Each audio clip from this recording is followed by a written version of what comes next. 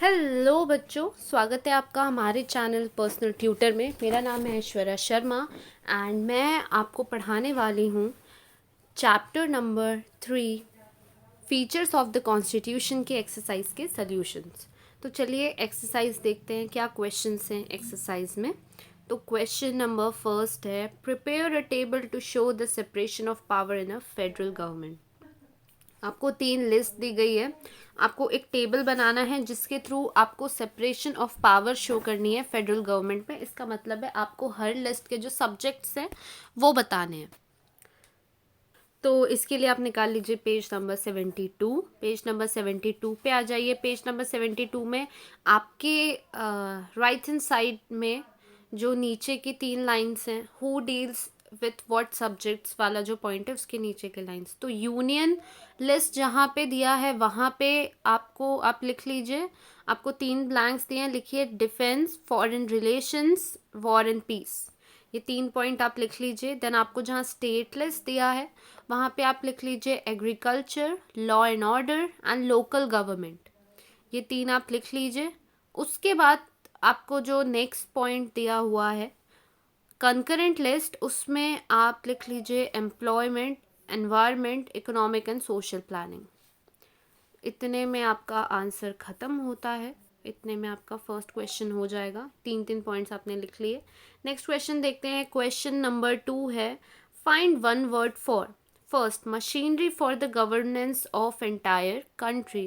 किस मशीनरी का यूज़ किया जाता है पूरी कंट्री को गवर्न करने के लिए। तो आप आ जाइए पेज नंबर 72 पे। पेज नंबर 72 निकालिए। पेज नंबर 72 पे आ गए। पेज नंबर 72 में आपका जो लेफ्ट हैंड साइड है उसके आप आ जाइए पैराग्राफ नंबर 2 में। पैराग्राफ नंबर 2 में मैं लाइन यहाँ अंडरलाइन कर रही हूँ, आपको समझ आ जाएगा।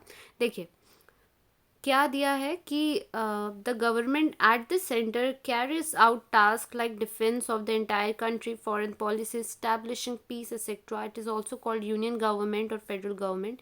It carries out the administration of entire country. तो ये लाइन हमारे काम की है। हमें मशीनरी पूछा है कि कौन सी मशीनरी पूरे कंट्री का एडमिनिस्ट्रेशन संभालती है, तो आप लिखेंगे सेंट्रल गवर्नमेंट। वन वर्ड का आंसर आएगा central government. Now next question देखते हैं। नेक्स्ट क्वेश्चन है मशीनरी फॉर कंडक्टिंग इलेक्शंस। कौन इलेक्शन कंडक्ट करवाता है। तो पेज 75 में ही हमें रहना है। पेज 75 में ही आपके राइट हैंड साइड में आपको मिल जाएगा। मैं यहाँ अंडरलाइन कर रही हूँ। The constitution, just a second, the Constitution has entrusted the responsibility of conducting elections to an independent machinery. This machinery is known as the election commission. ठीक है, तो आपका आंसर आ जाएगा इलेक्शन कमीशन। आप लिख लीजिए वन वर्ड में election commission. Now third, the third list of subjects for making laws. तीसरी लिस्ट कौन सी होती है जिसमें लॉज बनाए जाते हैं। तो इसका आंसर हम चैप्टर पे नहीं जाते क्योंकि अभी हमने फर्स्ट क्वेश्चन ही किया है। पहली लिस्ट होती है यूनियन लिस्ट, सेकंड होती है स्टेट लिस्ट और थर्ड लिस्ट होती है कंकरेंट लिस्ट, जिसमें दोनों central government and state government दोनों लॉ बनाते हैं। तो आप इसका आंसर लिख लीजिए concurrent list. Now question number 3, answer the following questions. Why does the government functions eight 2 levels in a federation. एक फेडरेशन में गवर्नमेंट 2 लेवल में काम क्यों करती है। तो आप आ जाइए पेज नंबर 72 में। Page number 72, yes maximum questions आपको 72 से ही दिए हैं।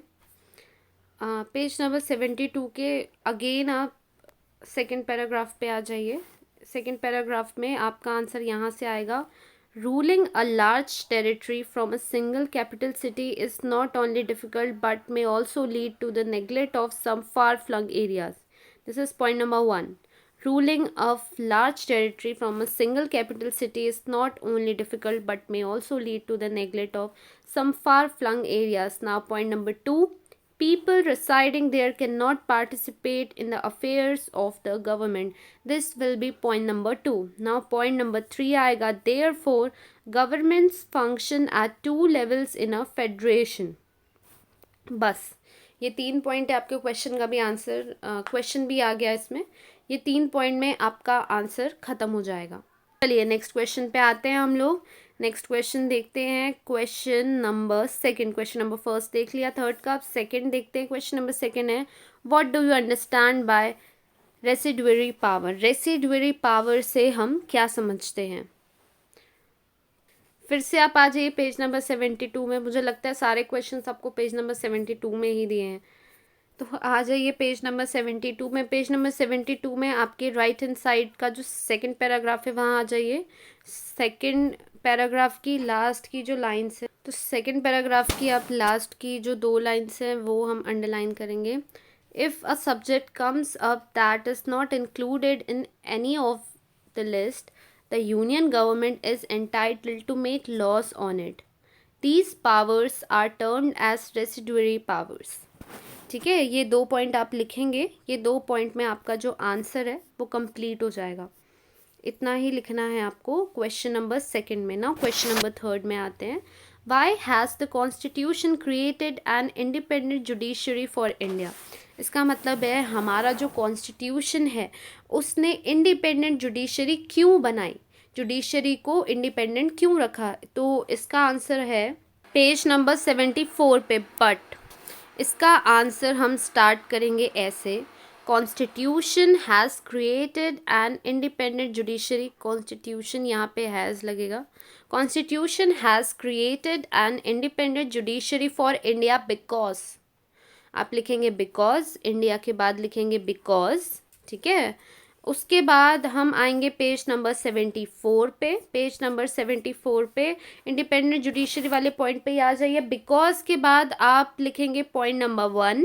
पॉइंट नंबर 1 आएगा यहाँ से, the disputes that can not be resolve mutually are refer to the judiciary, first point. Second point आएगा, the court hears both the contesting parties, looks into the injustice if any and gives its judgment. ठीक है, उसके बाद this second line में continue करना है, this has to be done impartially. Then third आप लिखोगे, the constitution has made several provisions to ensure that judiciary remains more and more independent. ठीक है, नहीं एग्जाम्पल नहीं आएगा, इंडिपेंडेंट तक। इतने 3 पॉइंट आपको लिखने पड़ेंगे। अगेन मैं आपको एक बार अंडरलाइन कर देती हूँ। ये पॉइंट नंबर 1 है, पॉइंट नंबर 2 है यहाँ तक, और ये पॉइंट नंबर 3 है जो ख़त्म होता है यहाँ मोर एंड मोर इंडिपेंडेंट तक। इतने आपको 3 पॉइंट्स लिखने पड़ेंगे, इसमें आपका आंसर ख़त्म हो जाएगा।